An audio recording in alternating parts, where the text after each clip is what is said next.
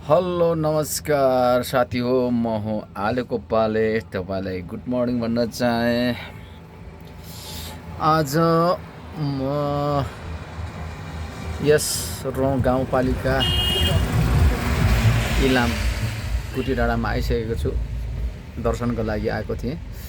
त्यसैले गर्दाखेरि यस अवस्थामा सानो यहाँको सेरोफेरो यहाँलाई देखाउन गइरहेको छु।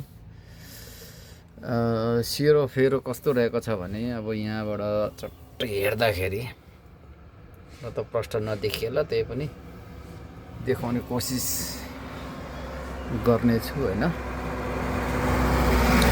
अहिले पानी परेर अघिसम्म पानी परिरहेको थियो, अहिले चाहिँ रुचाइरहेको छ, त्यस्तो छैन। मौसम अलिकता चिसो नै छ।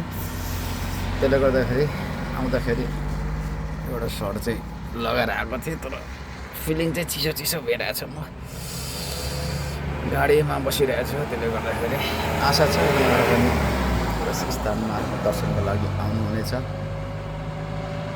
त्यसैले यस आएको अवस्थामा एउटा सानो भिडियो चाहिँ यहाँहरू समक्ष पस्केको मात्रै हो। अनि आलेको पालेको युट्युब च्यानलमा गएर सब्सक्राइबर गर्न नबिर्सिदिनु होला भन्दै अब यहाँहरू समक्ष बिदा हुन गइरहेको छु। हवस् त, नमस्कार।